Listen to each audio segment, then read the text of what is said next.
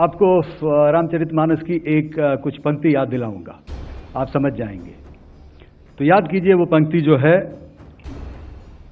विनय न माने जलधि जड़, भय 3 दिन बीत, बोले राम सकोप तब, भय बिन होए न प्रीत।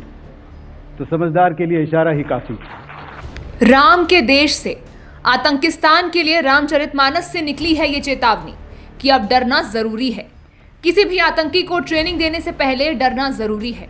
किसी आतंकी लॉन्चिंग पैड के बारे में सोचने से पहले डरना जरूरी है, क्योंकि अगर डरे नहीं तो फिर मिट जाएगा आतंकिस्तान।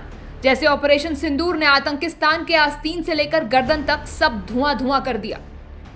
ये वो मैप है जो पाकिस्तान की पीढ़ियों को ये बताता, समझाता और दिखलाता रहेगा कि भारत से टकराया तो क्या कराची, क्या लाहौर और क्या इस्लामाबाद। इतने बम गिरेंगे कि भूत, वर्तमान और भविष्य सब धुआं धुआं हो जाएगा।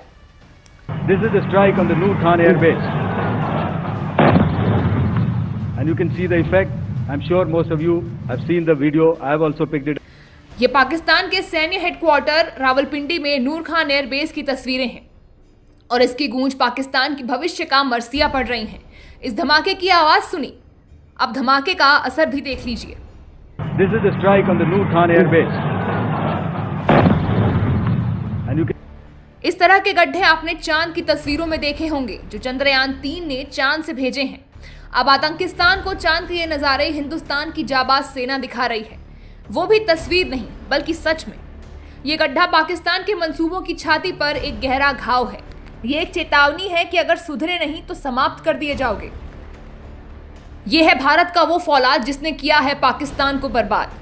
ये भारत का एयर डिफेंस सिस्टम का वो चक्रव्यूह है जिसे पाकिस्तान के मंसूबे, उसके आतंकी पीढ़ियां और सैकड़ों ड्रोन और मिसाइलें भी पार नहीं कर पाई। और पाकिस्तान के लिए DGMO lieutenant general Rajiv Ghai ने एक संदेश भी दिया है कि पाकिस्तान की पीढ़ियां निकल जाएंगी लेकिन वो इस एयर डिफेंस सिस्टम को पार नहीं कर पाएगा।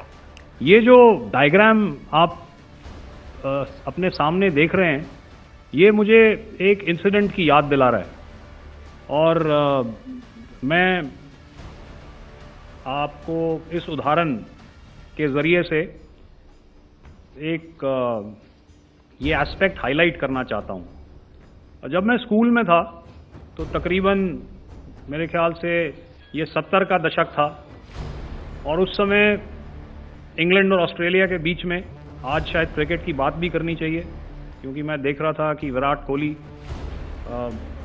ने टेस्ट क्रिकेट से रिटायरमेंट ले ली। कई भारतीयों की तरह वो मेरे भी फेवरेट क्रिकेटर हैं।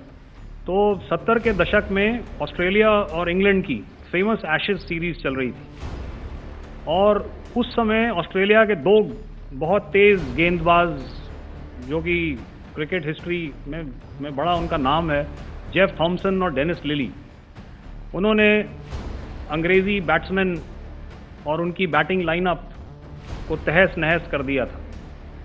और ऑस्ट्रेलियंस ने उस समय एक कहावत निकाली थी, that from ashes to ashes and from dust to dust, if Thommo don't get here then Lillee surely must.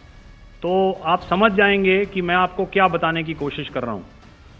तो अगर आप सारे सिस्टम्स को पार कर भी गए तो आपको फिर भी एयरफील्ड या लॉजिस्टिक इंस्टॉलेशन या जो भी चीज़ को आप टारगेट कर रहे हैं उसमें पहुंचने से पहले कोई ना कोई इस लेयर्ड ग्रिड का सिस्टम जरूर गिरा देगा। ऑपरेशन सिंदूर ने पूरी दुनिया को बता दिया है कि ये नया भारत है जो किसी को छेड़ता तो नहीं, लेकिन अगर कोई छेड़े तो छोड़ता भी नहीं। फिर दुश्मन दुनिया के किसी भी कोने में हो, भारत उसे ढूंढ ढूंढ कर सबक सिखाता है। हालांकि सबक सिखाना भी भारतीय एयर डिफेंस सिस्टम की तरह एक लेयर है। इसके आगे दुश्मन के लिए कई और लेयर हैं।